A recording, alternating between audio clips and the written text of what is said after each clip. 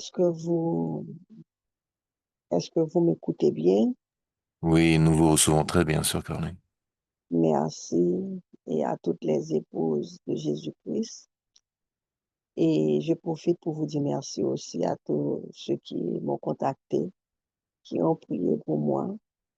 Je vous remercie du fond du cœur, du fond du cœur. Et prions d'abord. Seigneur Jésus-Christ, nous voici devant toi aujourd'hui, reconnaissants pour le souffle de vie que tu nous donnes. Merci pour ce temps où nous pouvons entendre ta voix et recevoir ta parole. Seigneur, prépare nos cœurs, ouvre notre intelligence, enlève toute distraction ou découragement et remplis-nous de ta paix. Apprends-nous à garder la joie, la foi et l'espérance, même au milieu des épreuves. Parle à chacun de nous ici présents dans ce groupe. Parle dans nos cœurs et que cette exhortation soit comme une semence qui portera du fruit dans nos vies. Nous t'invitons, Seigneur, à prendre toute la place, occupe tous les coins et recoins de notre cœur. Maintenant, au nom de Jésus-Christ, nous prions. Amen.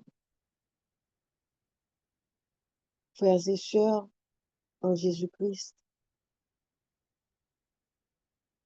il est facile de sourire quand tout va bien. Mais comment réagir quand tout va mal, quand le ciel de notre vie devient noir, quand tout est de travers, quand les mauvaises nouvelles s'enchaînent, quand les gens s'abattent sur nous, quand les portes se ferment, quand les gens nous abandonnent, que nous reste-t-il à faire? En réalité, c'est que notre joie ne doit pas dépendre de nous. Notre joie ne doit pas dépendre des saisons de la vie, mais surtout, frères et sœurs, de celui qui contrôle les saisons. Parce que la vie peut nous frapper, mais elle ne peut pas nous voler notre paix si nous laissons notre joie dépendre de celui qui contrôle les saisons. L'apôtre Paul, dans Philippiens 4, verset 4, enfermé dans une prison sans liberté, sans confort, l'apôtre Paul avait gardé la joie, il avait gardé l'espérance.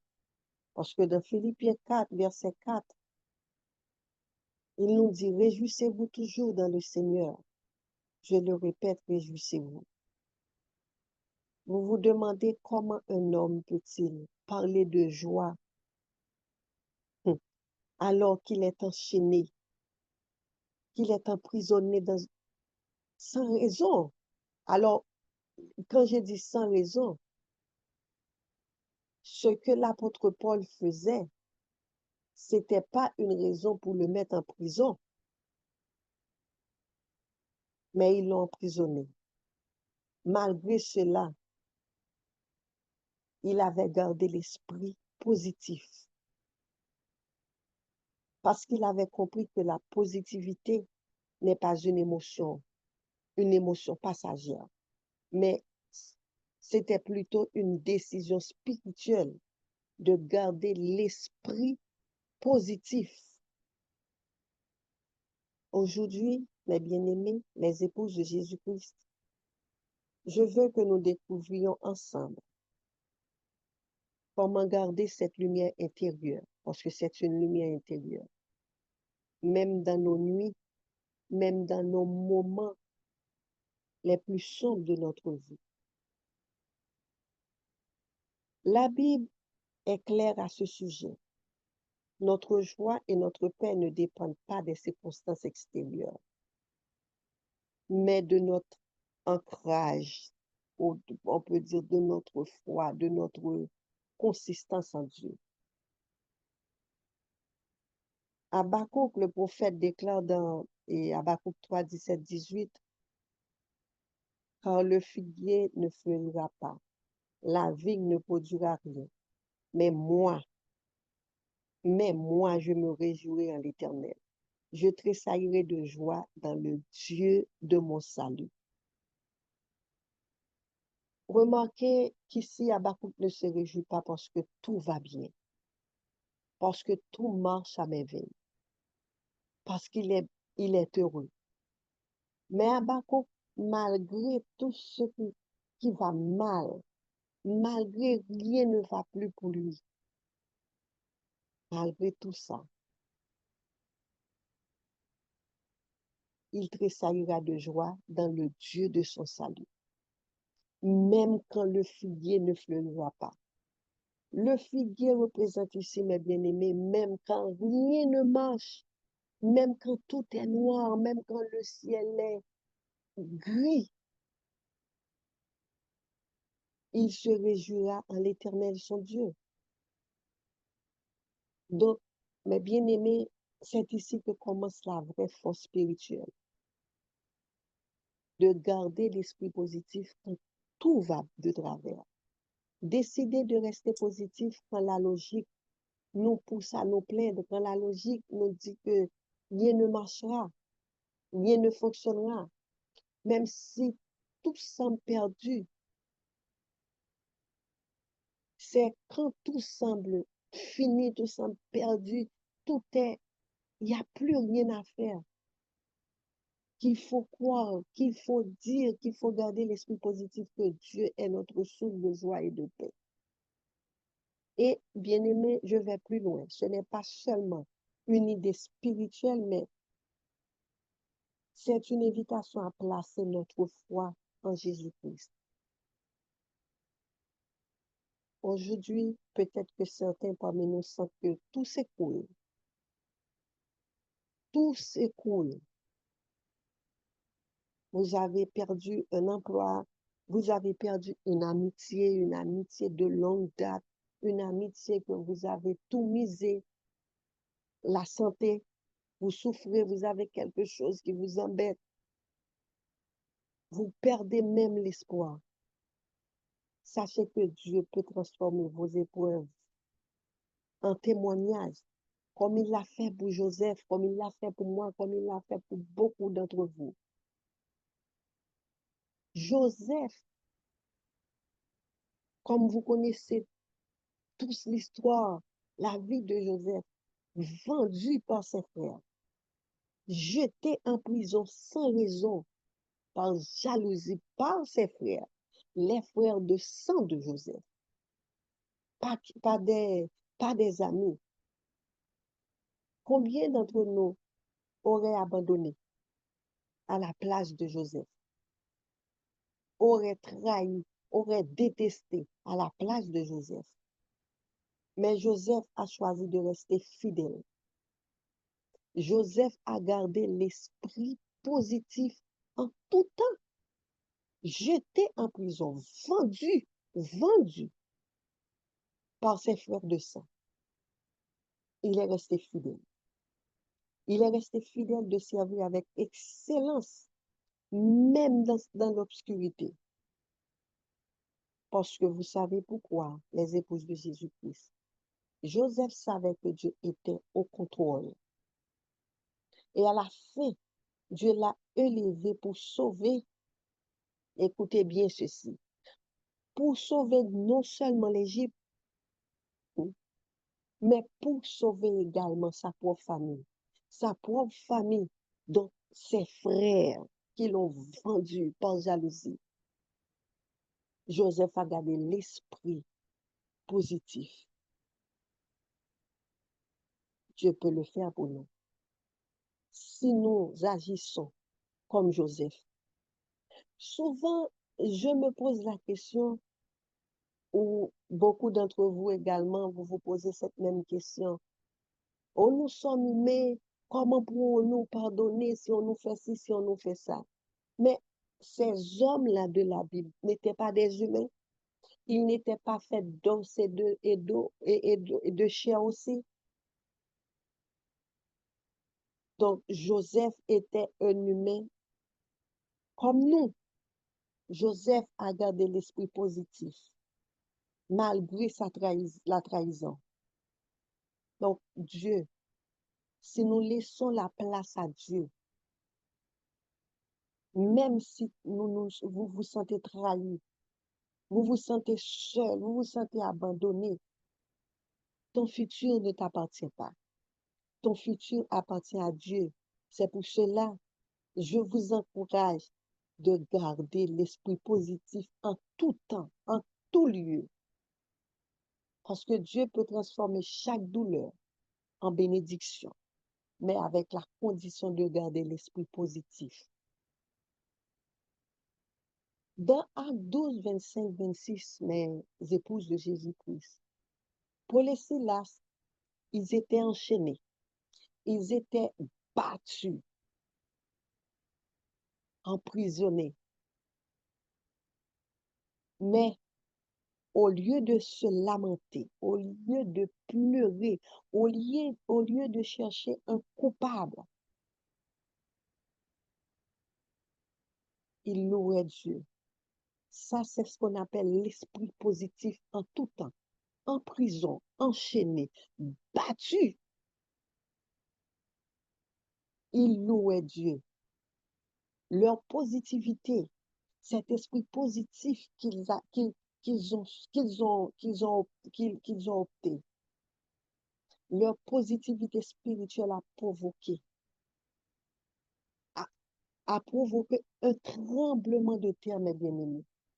Les portes de la prison s'ouvrent, les chaînes tombent et même le geôlier de sa famille se tourne vers Jésus. Leur positivité a sauvé une âme. Leur positivité leur a libérés de cet enchaînement. Il n'est toujours pas facile, je le sais, mais ce sont des humains comme nous. Comment tu peux me dire de louer, de chanter, de garder l'esprit positif quand je suis enfermée? Ils sont en train de me battre tous les jours. Leur positivité spirituelle a provoqué leur libération. Bien-aimés, la leçon pour nous aujourd'hui est claire. Ce que tu choisis de faire au milieu de l'épreuve peut ouvrir la porte à ton miracle et aussi à celui des autres. Au milieu de l'épreuve, il y a des yeux, il y a des regards, il y a des gens qui vous suivent, qui vous regardent, qui disent, je vais voir ce qu'il va faire, je vais voir ce qu'elle va faire. Elle qui se dit chrétienne, lui qui se dit serviteur de Dieu, je vais voir quelle attitude cette personne va avoir. C'est pour ça que je te dis que au milieu de l'épreuve, ton attitude peut ouvrir la porte de ton miracle et celui des autres. Donc, mes bien-aimés, toi qui m'écoutes aujourd'hui, si tu es prêt de te tourner vers Dieu, à l'inviter dans ta vie, il peut changer ta situation et te donner la force de sourire, même dans la tempête. Il y a quelques années, j'ai rencontré une femme, une servante de Dieu. Elle fréquentait la même assemblée que moi. Quelque chose s'est produit dans sa vie. Elle a tout perdu dans un incendie. Elle a perdu sa maison. Elle a perdu les souvenirs. Elle a tout perdu, ses biens. Ça s'est passé un lundi et puis le dimanche, elle est venue au culte. Moi, qui n'avais pas cet esprit, cette positivité spirituelle, moi j'étais à l'église, j'étais comme ça à l'église. Je ne connaissais pas encore Dieu, soit disant que j'étais convertie chrétienne. Elle est venue au culte avec un simple sourire. Elle est habillée grâce à une voisine. Quand je lui ai demandé, mais ma chère Jocelyne, comment tu fais pour sourire? Comment tu fais pour venir ici ce dimanche à l'église après une telle tragédie chez toi? Elle m'a dit, Sœur Caroline, le feu a pris tous mes biens. Le feu a détruit tout ce que j'avais. Mais le feu n'a pas pris ma foi.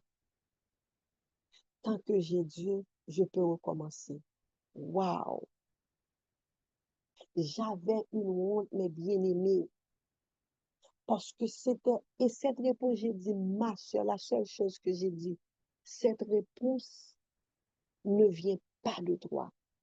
C'est l'esprit même qui a répondu pour toi. Et vous savez quoi? Quelques années plus tard, elle a continué à venir au culte, à l'église. Elle chantait, elle louait, elle lui dit, mais je ne comprends pas comment une personne qui a tout perdu, elle dormit de maison en maison avec deux fils qu'elle avait, qu'elle a jusqu'à aujourd'hui. Et quelques années plus tard, non seulement sa vie était reconstruite, mais elle aidait aussi ceux qui traversaient des catastrophes similaires. Similaires, c'est-à-dire des catastrophes pareilles à ce qu'elle a vécu. Sa, sa positivité, mes amis, est devenue un témoignage vivant et un appel à la foi pour les autres. Parce qu'à chaque fois qu'il arrive quelqu'un, elle avait ce témoignage dans la bouche. Dieu est au contrôle. Dieu fera pour toi comme il a fait pour moi. Gardez l'esprit positif. Donc, comme vous pouvez le voir, rester positif n'est pas une émotion passagère. C'est une attitude choisie, un engagement quotidien, mes bien-aimés, un fruit de la foi. Oui, je sais que vous vous posez la question, comme je me la suis posée aussi. Comment pouvons-nous appliquer cet esprit positif dans notre vie quotidienne? Il n'est pas facile, mes bien-aimés. C'est pas facile. Rester positif n'est pas un hasard. C'est pas une question de chance. Ce n'est, ce n'est pas que les autres font pour nous, ni ce que la vie nous apporte, qui décide de notre esprit. C'est pas ça. C'est nous-mêmes, mes bien-aimés. C'est une décision que nous prenons en nous, ici et maintenant. Nous avons le choix chaque matin de nous laisser écraser par les problèmes ou nous lever avec courage, avec confiance et détermination. Courage et détermination tous les jours au milieu de nos problèmes, c'est garder l'esprit positif en tout temps, en tout lieu. Rester positif, c'est refuser de nourrir le doute. Qu'est-ce qui va se passer? Il va me trahir, il va me mentir, ça ne va pas marcher. La peur ou la colère, c'est refuser de nourrir ces trois choses-là. Le doute, la peur ou la colère. Paul et Silas ont décidé de garder la foi. Ils louaient, ils chantaient, ils adoraient leur Dieu qui leur a promis fidélité en tout temps, en toutes choses. Rester positif, c'est décider de marcher dans la lumière, même lorsque tout semble obscur. Au lieu de porter l'ingratitude, de porter la gratitude dans notre cœur. Au lieu de porter la tristesse, de nourrir une joie, même au milieu de la tempête. Regardez Joseph, les épouses de Jésus-Christ. Il n'avait rien, rien du tout. Il était en prison, mais il a choisi d'être excellent là où il était. Il n'a pas maudit ses frères. Il a gardé la foi. Paul et Silas enchaînés, blessés, blessés, blessés physiquement. Vous savez ce que c'est la douleur, une blessure dans l'obscurité. Ils ont chanté. Et c'est ce choix, cette décision de rester positif qui a changé leur vie. Je vous le dis, je vous exhorte, vos pensées, vos paroles, vos actions peuvent changer votre vie. Chaque mot positif que vous prononcez, chaque geste de foi que vous posez, chaque sourire que vous offrez à vous-même et aux autres, sincèrement, c'est une semence de victoire qui commence à pousser maintenant même où je vous parle. Faites l'exercice. Si vous êtes prête à prendre la décision de fermer le négativité, de rester avec l'esprit positif en tout temps, coûte que coûte, parce que ce choix est le début de votre victoire. Ce choix est le début de vos témoignages. De garder l'esprit positif est le début de votre réussite en tout temps, mes bien-aimés. Alors, si vous prenez cette décision à partir d'aujourd'hui, je vous conseille, moi, la sœur Pauline qui vous parle, je le prends aussi pour un conseil. À partir d'aujourd'hui, je parle de la vie. Faites de même. Je parle de la foi. Je parle de la victoire. Parce que vous le savez bien, la parole est une âme positive, une âme puissante que Dieu nous a donnée pour guider notre destin. Non seulement pour nous, mais illuminer les autres aussi. Comme notre leader Patricio nous dit souvent, il le répète, ce que tu dis à haute voix façonne ce que tu vis. Ce que tu dis à haute voix façonne ce que tu dis. Chaque mot de doute, de peur ou de plainte nourrit le problème que tu as. Est-ce que je vais réussir? Est-ce que je pourrais faire ça? Est-ce que ça marchera? Ça nourrit le problème, c'est l'effet miroir. Chaque mot de foi, d'espérance et de gratitude attire la solution à ta faveur. Le prof le dit souvent, peut-être vous ne prêtez pas attention. Je prête cette parole pour vous encourager. Ce que tu dis à haute voix façonne ce que tu vis. Donc, commence chaque journée en parlant de la vie, en parlant des choses positives. Aujourd'hui, je suis victorieux, des phrases comme ça. Aujourd'hui, je reste fort. Aujourd'hui, Dieu me guide. Même avant, mes bien-aimés, si vous commencez comme ça, même quand vous ne pouvez pas prier, déclare les choses à haute voix. Comme ça, tu façonneras ce que tu vivras. Et tu verras que la situation change, ton cœur change, ta confiance grandit. Et les gens autour de toi vont sentir cette force. Continue. Le professeur Patricio nous enseigne toujours. Remercie toujours, même pour ce que tu n'as pas encore vu. Prépare toujours, même pour ce que tu n'as pas encore reçu. La gratitude transforme ton regard sur les situations difficiles. Tu vis ce que tu n'as pas encore, mais qui est déjà là. Cette gratitude attire la paix, l'esprit positif, et montre que tu reconnais que ton Dieu, que tu sers, que tu pries, que tu invoques, est à l'œuvre, même dans l'invisible. Parce que l'invisible, c'est ce que tu crois recevoir et que tu n'as pas encore. Bien-aimé, je vous exhorte chaque jour, chaque soir, remerciez Dieu. Remerciez-le pour les choses que tu demandes que tu n'as pas encore eues. Là, ton esprit s'allège. Ton moral monte parce que tu as l'attente, tu es content parce que tu sais que tu auras et tu attires des opportunités. Là où tu passes, n'en avons aucune. Dieu a déjà le contrôle. C'est pas pour rien quand le professeur Patricio nous dit souvent, ce n'est pas parce que tu fais une fois qui compte, mais c'est ce que tu fais tous les jours. Si tu te lèves ce matin, si tu te réveilles, tu dis, tu appelles la vie, tu appelles l'abondance, tu appelles la positivité. Une seule fois, ça ne marchera pas. Mais ce que tu fais tous les jours, tu le fais. Moi, parfois, il m'arrive de ne pas pouvoir prier, ça arrive à tout le monde. Et puis, je répète les choses positives.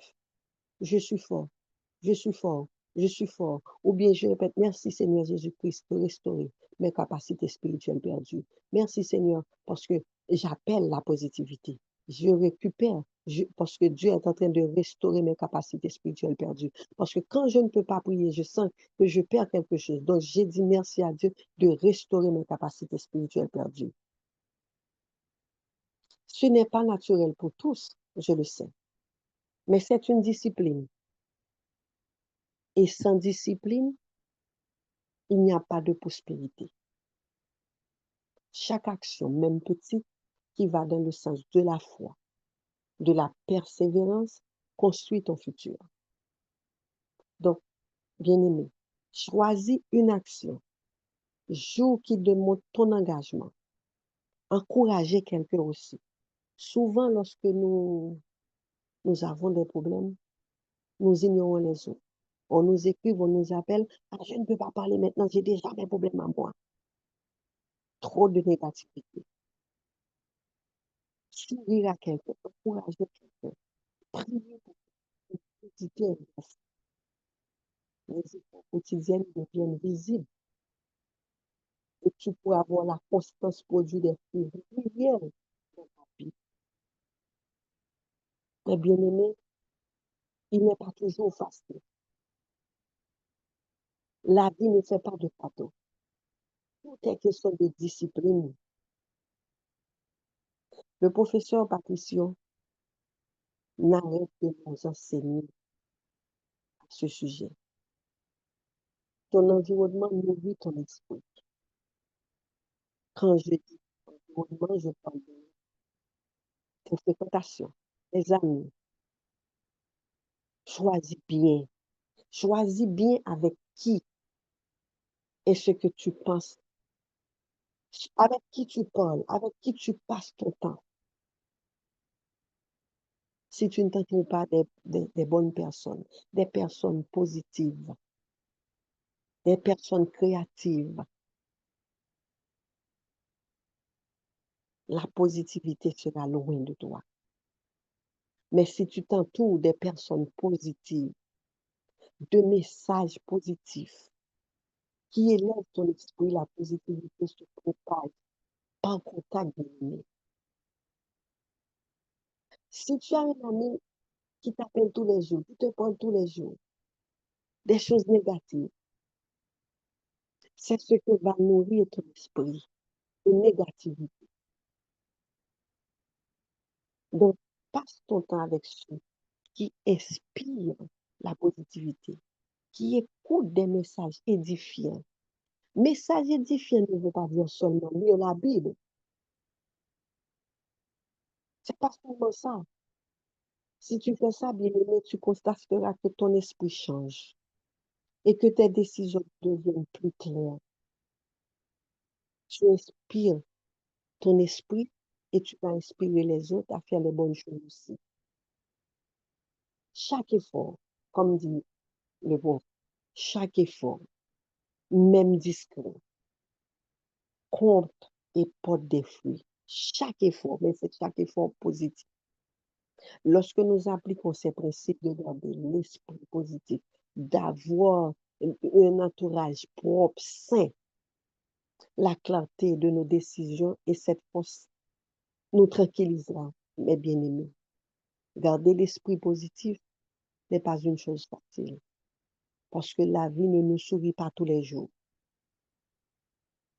Mais nous pouvons faire l'effort de garder l'esprit positif en nous approchant avec des gens, des actions, des décisions positives dans notre vie.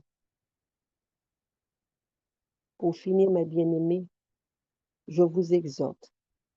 La vie ne promet pas l'absence des épreuves.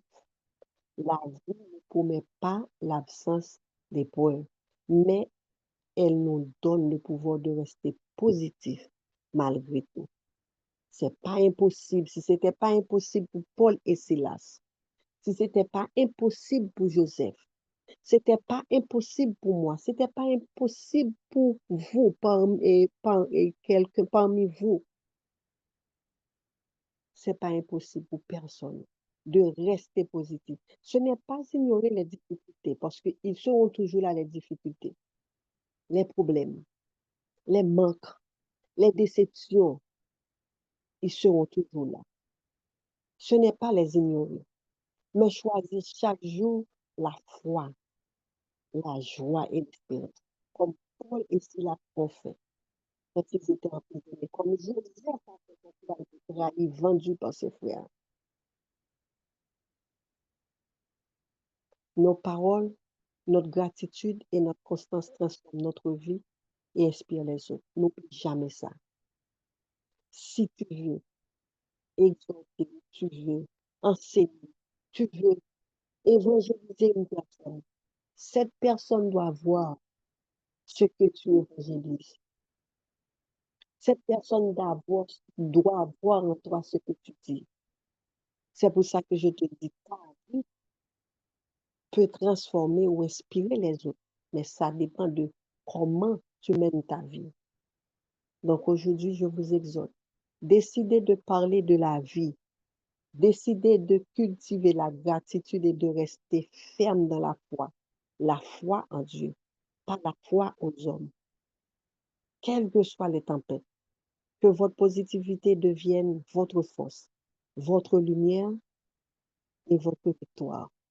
Que Dieu vous bénisse, que Dieu vous garde. Amen. Rester positif, c'est croire que Dieu agit même dans l'ombre.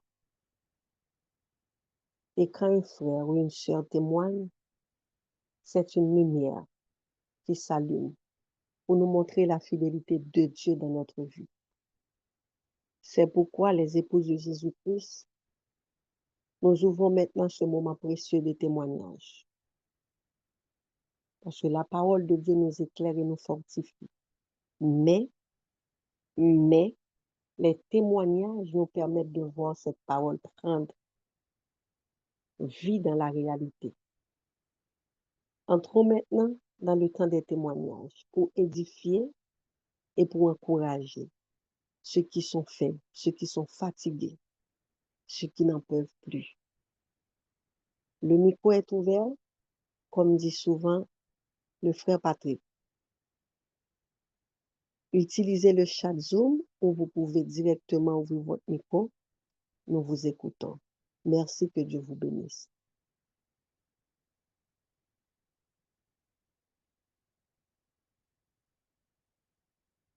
Il n'y a pas un témoignage? Pas de témoignage? Shalom. Moi, j'ai un témoignage. À vous le micro, frère. Vous m'entendez? Oui, oui, on vous écoute, frère. Ok, je suis le frère Yapi Emmanuel de la Côte d'Ivoire, de la communauté de Côte d'Ivoire. Alors, j'aimerais en ce jour rendre gloire à Jésus-Christ de Nazareth par ce témoignage. Je suis une bière vivante de Jasper, je suis l'épouse de Jésus-Christ de Nazareth. Amen. Bon, ça fait un moment que je demande l'intercession à mes frères de la communauté de Côte d'Ivoire et même dans le groupe le dimanche passé, de prier pour moi pour que j'obtienne mon diplôme de formation, les documents qui me sont nécessaires pour passer à une autre étape. Parce que dans le domaine où je suis, il faut faire beaucoup de papiers. Donc, j'avais besoin du diplôme pour amorcer les autres papiers qu'il me faut. Et par la grâce de Jésus, j'ai pu avoir le diplôme. Sachant que dans notre domaine, il est très difficile d'avoir le diplôme. Et Dieu a fait grâce et je l'ai eu rapidement. J'aimerais lui rendre grâce pour cette faveur. Amen. Voilà, voici mon témoignage. Amen, gloire à Dieu. Ce témoignage nous rappelle qu'il agit encore aujourd'hui. Ce que Dieu a fait pour toi, il peut aussi le faire pour quelqu'un d'autre ici. Que Dieu te garde, que Dieu continue à travailler dans ta vie, frère. Que Dieu te bénisse. Un autre témoignage? Amen. Un autre témoignage?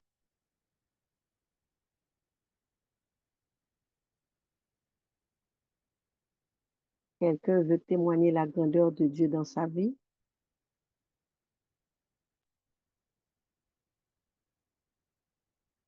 Un autre témoignage? J'ai un témoignage. Oui, vas-y. Bonjour ma soeur. Donc, mon témoignage est que pour ce que Dieu a fait pour moi hier jusqu'à aujourd'hui, pour ce que Dieu a restauré l'amitié avec certaines personnes dont l'amitié n'était plus pareille, donc plus précisément les gens de ces groupes. Beaucoup de personnes qui n'avaient rien dit m'ont fait parvenir leurs excuses en fait. Et ça m'a permis de voir une chose que ce travail de destruction avait commencé depuis la suspension de la sœur. C'est là où elle avait commencé ça. Donc, il y a beaucoup de gens qu'on voyait plus se connecter dans des réunions qui n'avaient rien dit parce que nous, on a juste, on faisait vraiment seulement attention aux dirigeants, en fait. Mais alors qu'à part les dirigeants, il y avait personnes qui étaient dans des communautés avec qui venaient pas, avec qui parfois on comptait pas, on pensait juste que bon, ils sont pas actifs dans leurs réunions, ils sont froids. Donc finalement, beaucoup de personnes déjà avaient été intoxiquées pendant très longtemps. Et puisque malheureusement, la sœur avait la liste puisque c'était l'agent des relais, donc elle avait la liste de toutes les personnes qui s'étaient additionnées dans les communautés jusqu'au jour où elle est partie. Donc elle avait commencé à utiliser cette liste-là pour les contacter. Et lorsque Dieu restaure la cohésion, l'amour et surtout la confiance, je ne peux que dire merci à cela. J'ai reçu vraiment beaucoup de messages et, ça m'a permis de comprendre en fait.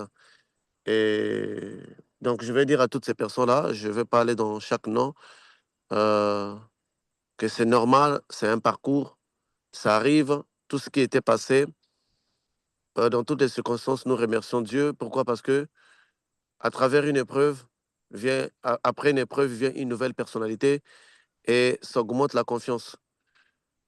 Lorsque le peuple de Dieu n'avait pas confiance en Moïse, l'Éternel faisait des miracles à travers les mains de Moïse, parce qu'il avait même dit ça à Moïse. Il dit, demain, tu feras tel miracle, je ferai tel miracle par tes mains, afin que ce peuple puisse croire en toi. Donc, vous voyez, il y a certains miracles que Dieu fait à travers nous, c'est juste pour emmener les gens à croire en nous. Il y a certaines épreuves que nous passons, c'est juste pour emmener les gens d'avoir confiance en nous. Vous savez, quand vous écoutez les expériences spirituelles du combat, c'était pas avec vous, en fait. C'est un passé, vous n'avez pas été là, mais du moins, avec vous, nous avions traversé un combat. Ça vous donne maintenant l'idée de comment ça peut être. Donc, il y a des personnes qui se sont excusées et j'aimerais leur dire de cœur ouvert, je vous aime, je comprends la manipulation, je vous aime et j'aimerais par là aussi dire que pour notre frère John Bomenga, en tout cas, nous sommes avec toi. euh, c'est vrai, tu avais été intoxiqué depuis longtemps et nous te remercions vraiment parce que tu avais fait volte-face en même temps. La même nuit, tu as réfléchi, tu as dit non, non, non, non, non, non. Même lorsque tu n'avais pas toute la vérité, tu avais changé ta décision. Tu avais recontacté Doyen, tu dis non, non, je vais garder ma communauté, je ne vais pas partir. Mais tu n'avais pas expliqué. Tu n'avais non plus de réponse, mais tu as fait une confiance aveugle, malgré tout ce que la sœur t'avait envoyé pour te faire abandonner la communauté de Kinshasa. Euh, Malheureusement, ton frère, ton cousin Joël n'avait pas su gérer ça. Je l'aime toujours, je comprends. Parce que même ces voyages de l'Europe, j'allais les faire avec lui. J'allais lui prendre un billet avec les pasteurs, j'espère. parce que je voulais me rencontrer avec lui face à face. Donc, je l'aime et je vous aime toujours. Je pardonne tout ce qui était dit dans les secrets. Je pardonne en tout cas tous ceux-là qui me connaissent depuis longtemps. Je n'ai pas de rancune. Il n'y a personne qui peut vous témoigner ça, c'est la sœur Carline. La sœur Carline, des fois, elle et Oui. moi, quand on s'est compliqué, on ne s'entendait pas sur quelque chose. Dès qu'elle revenait vers moi, je l'acceptais à bras ouverts. Et comme je vous l'ai dit que dans ce ministère ici, personne n'a fait plus de bêtises que la sœur Caroline. Si elle est forte aujourd'hui, demain, si elle vient, le même sourire, les mêmes bras ouverts, comme dans les écrits de l'enfant prodigue, là, quand tu les reviens, c'est toujours une fête. La même position, quand la sœur Caroline venait, il n'y avait pas un règlement de compte, un bouton, tu ne lui parles pas, non aussi. Dès qu'elle est réactive, c'était vraiment tout normal. Et c'est cette personne-là que je suis. Donc, les gens qui sont avec moi depuis très longtemps, ils savent. Moi, j'ai un problème. Si je ne suis pas content contre quelque chose, dès que j'en parle, je passe à Vous autre avez chose. trouvé? OK. Et je passe Oui, à autre bon, Oui, je passe à autre chose directement. C'était les comportements pires et moi de ma mère. Donc, quand elle avait un problème, elle va crier, elle va parler. Dès qu'elle finit, vous donne à manger, elle passe à autre chose. Donc, je suis comme ça. Je vous aime. La communauté restera les mêmes. Il y a ici aucun traître parce que les traîtres, nous les connaissons. Mais il y a juste des gens qui ont été découragés. Votre place est le même. Vous rassurez. C'est parfois ce que Dieu voulait. En fait, c'est parfois ce que Dieu voulait pour que nous puissions laver cette image. Je sais que j'ai été jugé pendant que Dieu m'avait innocenté. J'ai été chicoté par les mondes pendant que Dieu m'avait donné le repos. Je comprends que, étant un serviteur de Dieu, on passe par toutes ces choses-là. Sincèrement, l'Éternel est vivant dont je suis le serviteur. Si je garde une seule rancune, même 1% de rancune, ou contre quelqu'un, c'est vraiment les mensonges. Mon cœur est totalement ouvert. J'ai la paix. Pour moi, c'est tout à fait normal parce que ça fait 11 ans en fait. 11 ans, j'ai vu des gens de ma page Facebook partir, revenir, partir, revenir. Il y a des gens qui ont joué des yo-yo pendant 11 ans. Je suis toujours avec eux. Aujourd'hui, certaines personnes sont dans des communautés, occupent même des postes. Donc, c'est ma vie. Même le pasteur, j'espère que vous voyez que j'ai fait la route avec lui. Il y a eu des problèmes aussi à fois. Il y a des fois, il disparaissait, fouillait parce qu'il faisait des choses que moi, je ne voulais pas. Je vais l'attaquer, attaquer, attaquer. Il va disparaître. Quand il va revenir, mon professeur, tout était redevenu normal. Donc, ça a toujours, et même les doyens qui étaient ici là, il y a des choses parfois qu'il avait fait que je n'avais pas aimé. Dès qu'il était venu, il dit que non, je ne devrais pas agir comme ça, tout était normal. Vous savez vous-même comment j'aime les doyens. Donc, ce n'est pas le genre de personne que je suis. Je suis un être d'amour, j'incarne l'amour. Parce que les gens n'ont pas encore découvert qui je suis en fait. Parce que dans le corps du Christ, nous avons deux serviteurs. Nous avons le Fils. Donc, le Fils, ça veut dire que quelqu'un qui passe entre un père spirituel. Donc, il devient un pasteur parce qu'il est passé dans la main d'un père spirituel. Et on a des serviteurs incarnés. Des serviteurs incarnés, il n'a pas de père. Dieu les suscite dans les néants. C'est les typiques d'Élie, c'est les typiques de Moïse, c'est les typiques d'Ésaïe, des prophètes Jérémie. Ils n'ont pas un père. Directement, Dieu les suscite dans les néants. On les appelle des serviteurs de Dieu incarnés, qui n'ont pas besoin de passer dans les mains des gens. Ils ne sont pas comme d'Élysée qui doit passer par Élie. Des serviteurs incarnés, malheureusement, ils sont rares. Dans 300 ans, il peut revenir une fois. Et quand ils viennent, c'est toujours pour restaurer la vérité. Très souvent, ils sont martyrs. Très souvent, ils sont tués. Très souvent, Dieu les enlève. En majorité, donc dans 80% des cas, on est martyr, on nous tue. Donc, il n'y a aucune garantie pour dire que le procès va être ici jusqu'à sa vie. On peut me tuer demain. Parce que je suis un serviteur de Dieu incarné, je suis sorti de nulle part. Je suis un char et cavalerie de l'Éternel. Parfois, aujourd'hui, c'est les derniers jours qu'on parle. Aujourd'hui, je fais face aux accusations verbales. Mais il y aura un jour des gens qui vont pointer un fusil contre moi sur un immeuble. Un sniper en train de m'attendre sortir de ma maison et me flinguer. Donc, vous ne savez pas combien de temps vous êtes avec moi parce que les serviteurs incarnés viennent à peu près une ou deux fois après 300 ans. Quand ils viennent, c'est pour restaurer quelque chose, pour établir un fondement, une vérité. Ce n'est pas la durée de leur vie qui compte. Jésus en a fait que 33 ans. Mais les messages qu'ils laissent, c'est ce qui compte pour Dieu, c'est le plus important. Donc, vous ne savez même pas combien de temps vous avez avec moi. Vous ne savez même pas, avec les temps, avec tous les occultismes que je dénonce là. On ne sait pas quel est le manœuvre que les magiciens peuvent mettre, les loges occultes, l'empoisonnement des bombes. L'empoisonnement, je sais que ça n'a pas marché parce qu'on m'avait déjà empoisonné. Les snipers, on ne sait pas. Vous êtes une église où vous avez eu un serviteur de Dieu incarné qui vient de nulle part, comme un champignon, qui n'a pas besoin de graines ou de semences. Estimez-vous heureux. Prenez le maximum de messages que vous pouvez comprendre. Chaque chose que j'ai dit a un sens. Parce que la majorité des messages que je vous donne, je l'écoute dans les spirituels pendant mes actions. Je l'écoute des anges. Vous faites un combat avec les anges. après ces combats-là, tu veux comprendre pourquoi est-ce que l'ange avait agi comme ça, pourquoi est-ce qu'il avait tabassé telle personne comme ça, parce qu'il y a des combats où l'ange prend même le masque de soulever là, de 20 kilos et tape sur la tête d'un démon. Telle violence que tu ne peux pas imaginer. Tu poses aussi des questions, mais pourquoi est-ce qu'on n'utilise pas seulement la lumière pour les neutraliser? On t'explique.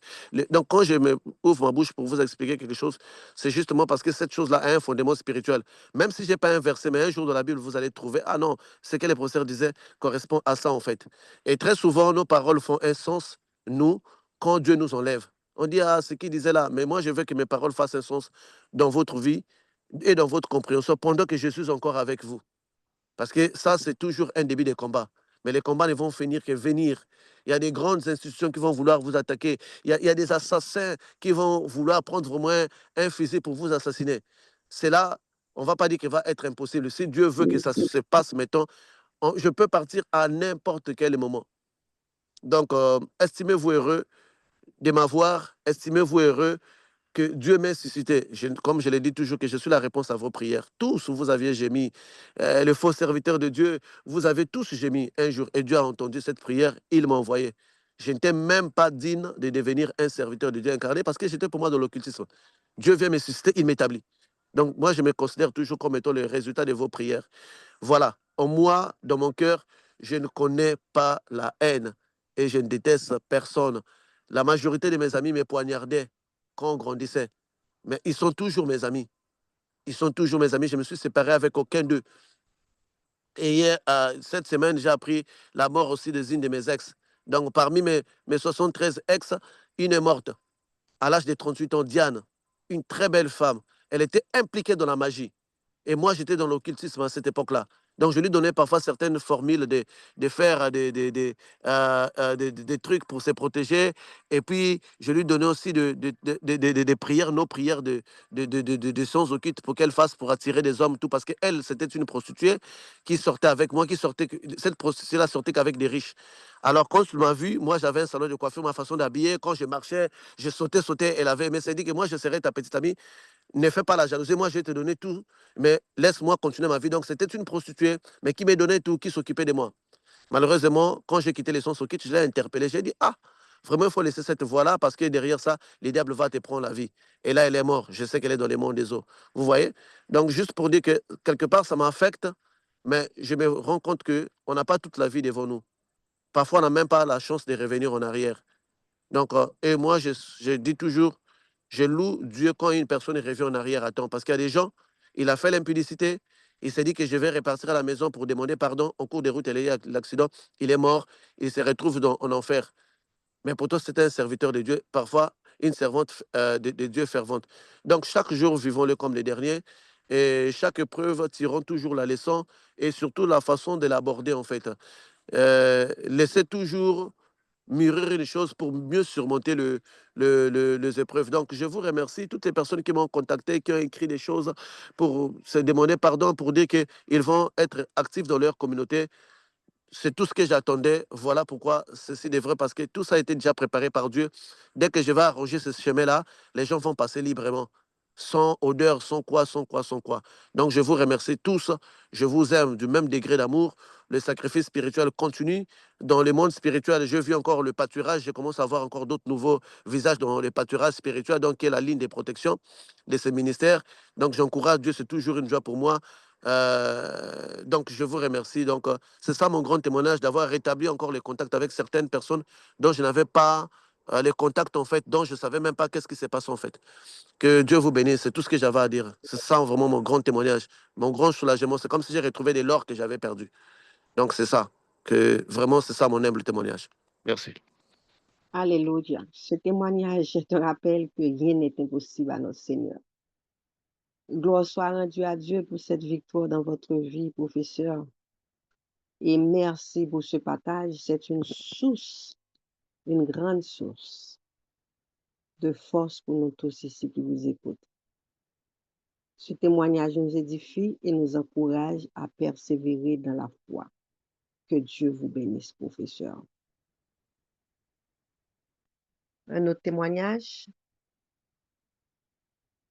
J'ai un témoignage. Merci à Allez-y. côté de Dieu. Je suis une Pierre de Jacques, je suis l'épouse de On ne vous Jésus-Christ de écoute pas trop Nazareth. bien, ma soeur. Là, vous m'entendez? Allez, parlez pour voir.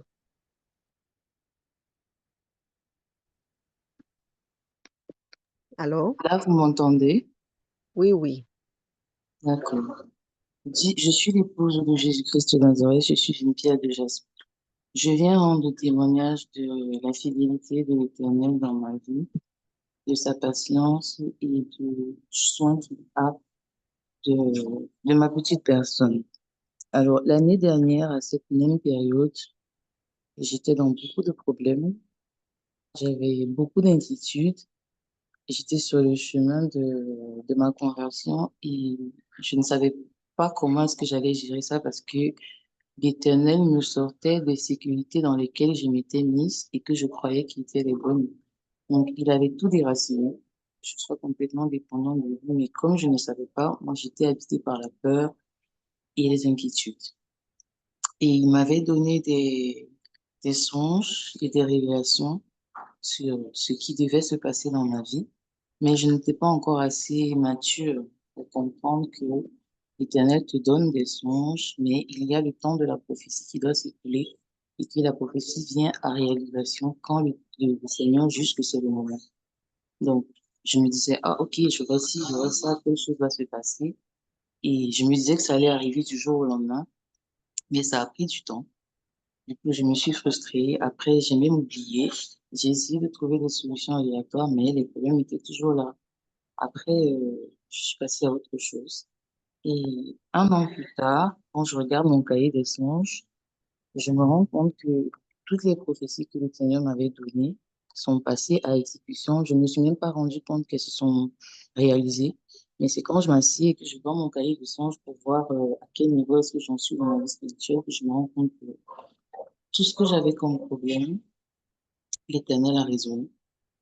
Mes sécurités qui étaient physiques, qui étaient des hommes, qui étaient des croyances, sont maintenant ancrées en lui. Et je ne peux que lui rendre grâce parce que il a réussi à m'enraciner en lui. Et que maintenant, quand j'ai un souci, je n'ai plus le même stress que j'avais avant. Bien au contraire, quand j'ai un souci, je commence d'abord à être, comme tu l'as dit dans ton exhortation, je commence à être I'm having gratitude. Je dis d'abord merci à l'Éternel. Je ne suis que dans les gratifications. Je dis merci parce que je sais que l'Éternel va se glorifier.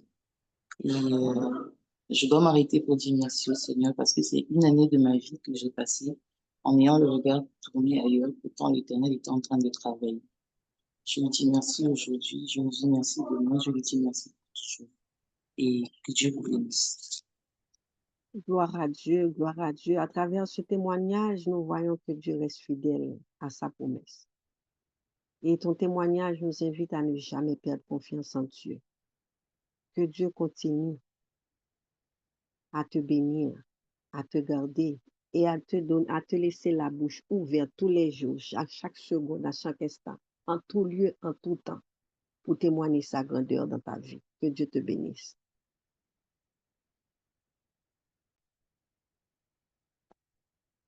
Un autre témoignage? Alléluia. Un autre témoignage?